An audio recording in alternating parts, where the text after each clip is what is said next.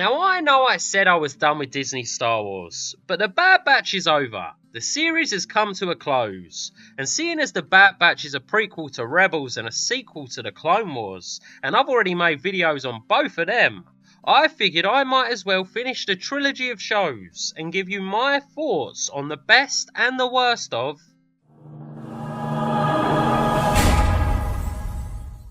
The first time we are introduced to the Bad Batch is episodes 1, 2, 3 and 4 in season 7 of the Clone Wars, and those episodes are pretty good. Don't get me wrong, they're not great, definitely nothing special, but they do a decent enough job establishing the characters, which left me somewhat intrigued to see more. So I did, and I soon realised these are flat, one-dimensional characters who lack real depth and complexity. If you haven't seen the Bad Batch, our protagonists are a squadron of genetically enhanced Jango Fett clones, known as Clone Force 99. Members consist of Hunter, he's good at tracking. Crosshair, he's good at shooting. Wrecker has retard strength, and using that retard strength, he wrecks things. Then there's Tech, he's good with tech. We've also got Echo, he's a little bit more complicated than the others. Echo was a regular clone trooper until he was blown up, and then he was cybernetically enhanced by the Separatist droids. So now, like Tech, Echo is good with tech as well. Lastly, we've got Omega. She's Boba Fett's sister, and she's fucking annoying from the very first episode all the way through to the last. Hello. Shut the fuck up! Before I start moaning about all the stuff I didn't like, I want to mention the things I did. So here's the best of the Bad Batch. The animation quality is outstanding. From the textures to the environments, some shots even look cinematic. They've perfected the Clone Wars art style, which is impressive when you consider how it looked when they first started. The technology has come a long way. Then there's the performances, or should I say performance. D. Bradley Baker does an exceptional job voicing all the clones. The guy is literally the entire cast.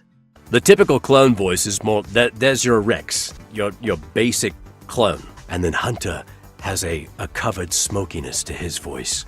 And Tech is a little more British in his sound. Wrecker is a big child. Crosshair is ready to strike. And Echo is closer to the basic clone voice, but he's often got a grumpier tone to his voice. I appreciate getting to witness the transition from the Republic to the Galactic Empire.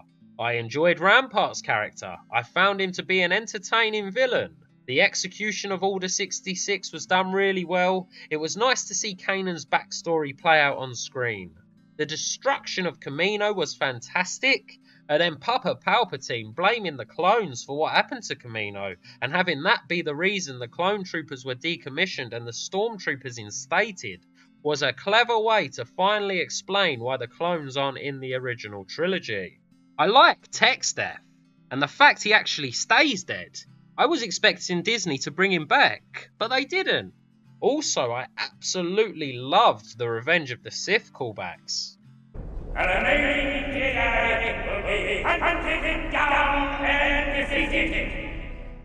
There's a terrific scene in Season 1, Episode 3 that shows just how evil this new empire is. Crosshair and a squadron of conscripted soldiers are sent to wipe out Saw Gerrera and his people, and that's exactly what they do. Leaving only a few survivors, Crosshair asks where Gerrera is, but she doesn't know, so he shoots her. He then goes to shoot the rest of them, until one of the troopers pipes up and tells Crosshair, this is wrong, these are civilians. So Crosshair kills him as well, and orders the remaining troopers to finish the mission.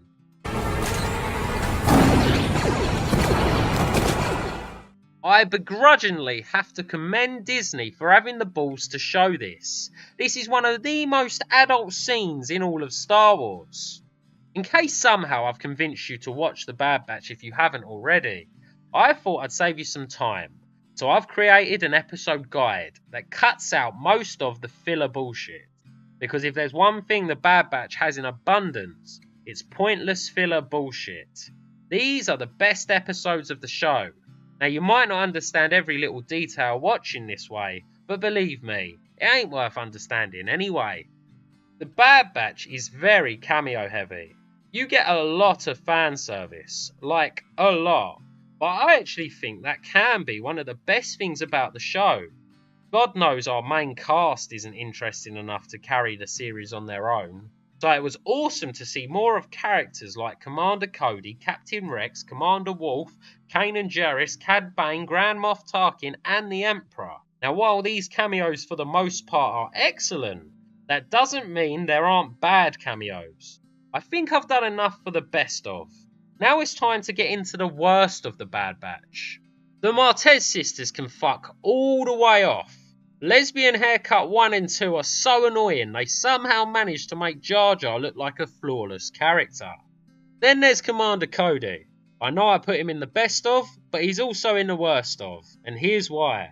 I believe every Star Wars fan has at some point wondered what happened to Commander Cody after Revenge of the Sith. Well, now we know. We get a really good episode where Cody and Crosshair go on a mission together that ends with Cody becoming disillusioned and defecting from the Empire. So what happens to him after this? I have no idea. This is the first and last time we see Commander Cody.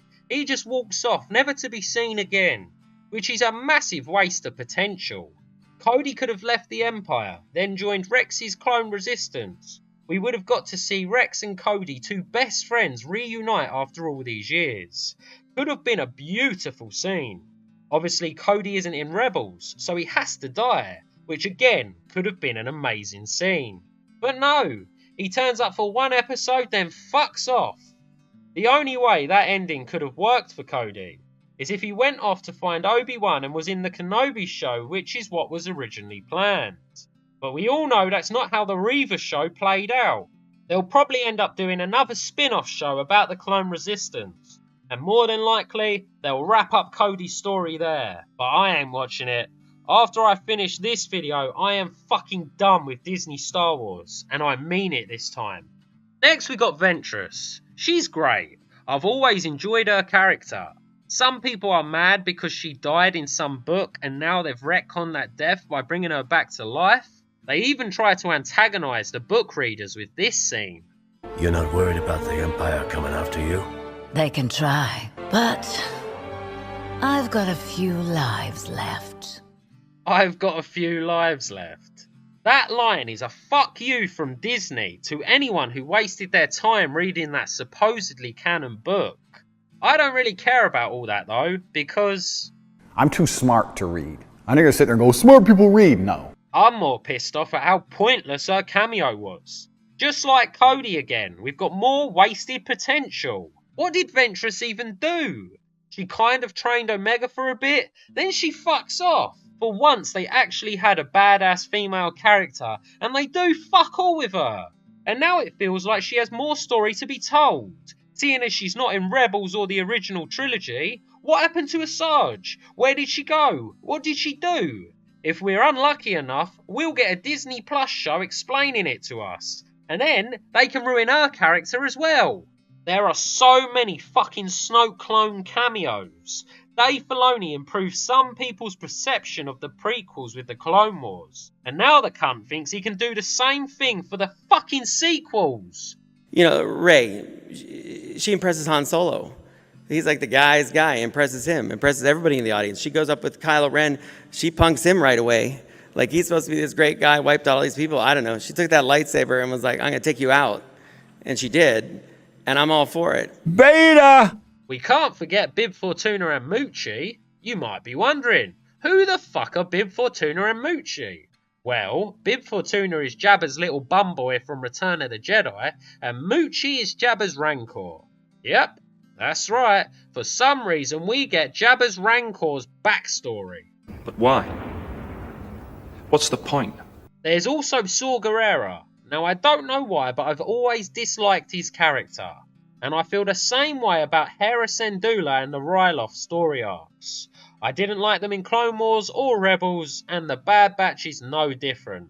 Unlike Saw Gerrera though, I know why I dislike Ryloth. They're French. That being said, Hauser is one of the only redeeming factors from the Ryloth episodes. He's the best original character created for the show. Conversely, one of the worst original characters is Sid. I fucking hate Sid. She's the reason I had to sit through so many needless filler episodes, always sending the Bad Batch here and there on side quests so they can make her some money. Then the slimy lizard cunt decides to betray the Bad Batch, turning them over to the Empire. I made a note while watching this scene that says, if Sid doesn't get what she deserves and dies by the end of the show, I'm gonna be pissed. And guess what? I'm fucking pissed. At the very least, I wanted her to be a homeless, hungry tramp living on the streets begging for credits. But no, we don't even get that. The scene where she betrays the Bad Batch is the last time we see Sid. Oh, come on! Then there's the reveal everyone knew was coming. Omega's a Jedi. Remember guys, the Force is female. This is what we've tried to do with the Star Wars saga now. We've tried to create more female characters who can represent so many things, because what we're trying to do isn't just create one type of character. We're trying to create a diverse range of characters, especially female characters that are strong, that are independent. You poor simple fools. Ain't no way Fennec Shand is able to stand toe-to-toe with Cad Bane. This isn't even a men are stronger than women thing. This all comes down to experience. Yes, Fennec fights like a ninja in the Book of Boba Fett, but at that point she's been a bounty hunter for 28 years. At this point in the timeline during the Bad Batch, she's only just started bounty hunting. Your bounty hunter is Fennec Shand.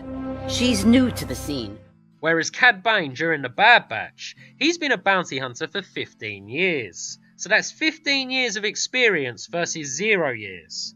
Cad Bane even warns Fennec before they fight. You lack the experience to be going up against me. Plus, Cad Bane's so good at his job, he's able to hold his own against Quinlan Vos and Obi-Wan Kenobi. The space cowboy literally specialises in fighting Jedi, so there's absolutely no fucking way Fennec could beat Cad Bane, right? Right? Wrong. Another thing I didn't like is in Season 1, the Bad Batch are more than happy to kill clones. Then all of a sudden in Season 2 and 3, they're only stunning the clones, even though we've already established the Bad Batch doesn't like regular clone troopers. I thought you didn't like the rigs. This one we like. It seems counterintuitive to set the Bad Batch up as outcasts who are ostracised by their fellow clones for being different, and then show us that they dislike the other clones because of this and are happy to kill them, only to then have them randomly decide not to kill clones anymore, even though the clones are trying to kill them. I really don't like the costume change from Season 1 to Season 2. I think the Season 1 look was perfect. They're being hunted down by the Empire, so dark outfits make sense to sneak about undetected. Whereas in Season 2, the cunts are wearing orange, blue, white, red and yellow.